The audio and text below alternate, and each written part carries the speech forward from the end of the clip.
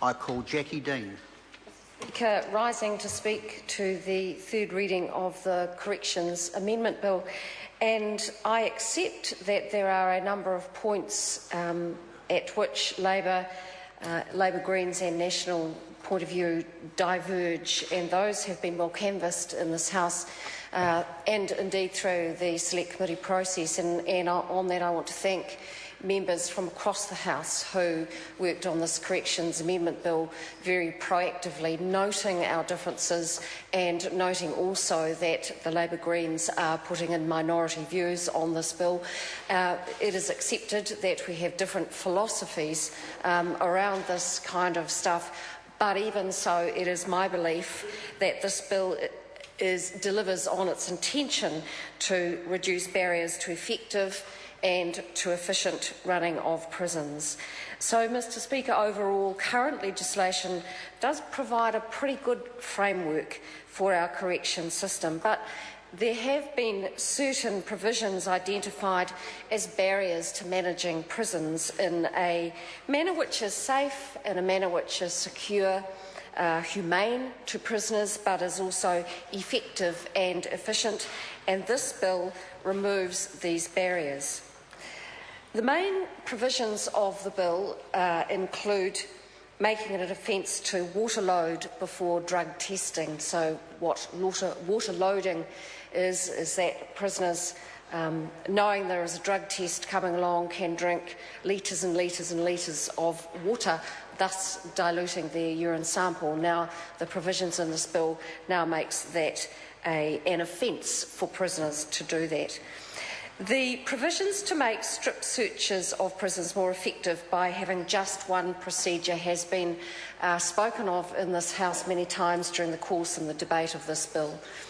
My contention is that the use of lights and mirrors and certainty around the procedure of strip searching, which, let's face it, nobody likes. Certainly the prisoners do not like being strip searched. Why would they? Certainly prison officers and personnel do not like the process of strip searching, but providing certainty around the circumstances and certainty around the procedures of strip searching, which also I would argue with the opposition's contention that it is more intrusive. In fact, I would argue the opposite, that using a remote mirror and lighting system is personally less intrusive. So that is strip searching.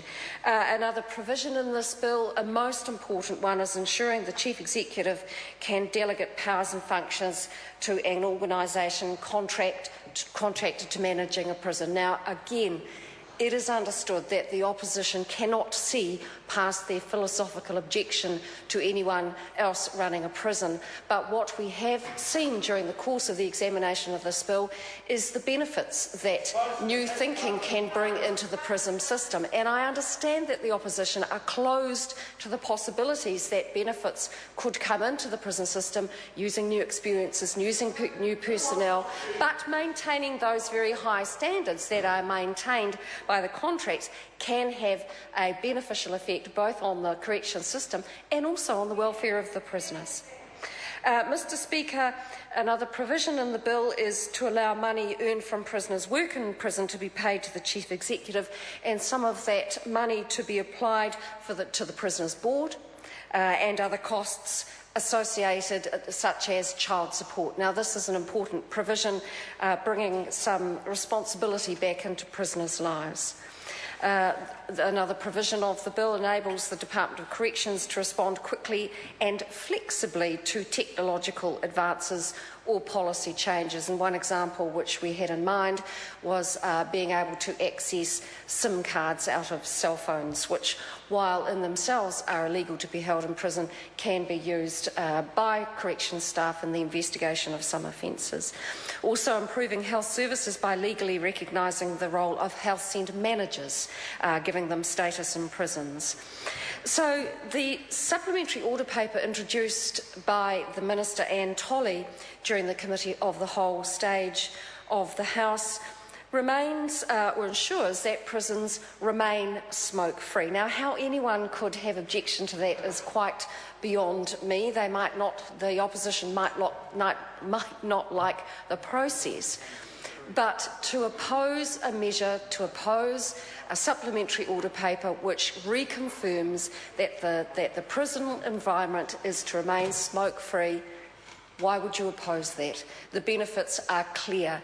The benefits to prisoners are clear in terms of their personal health. Certainly the benefits to corrections officers in terms of being able to work in a smoke-free environment, but also, most importantly as well, the incidence of fires in prisons has reduced almost to nothing. I think you have to stick your finger in a power socket to make a fire these days.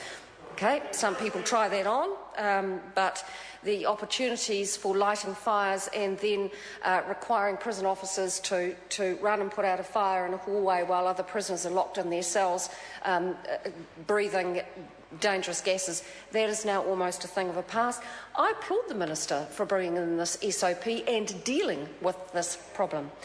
And so, Mr Speaker, just to go back to the purpose of this bill is to ensure that frontline staff can manage prisons without putting their own health and safety at risk and without compromising the fair and humane treatment of prisoners, and I commend the bill to the House. I call Andrew Little. Thank you, Mr Speaker. Take a call on the Corrections Amendment.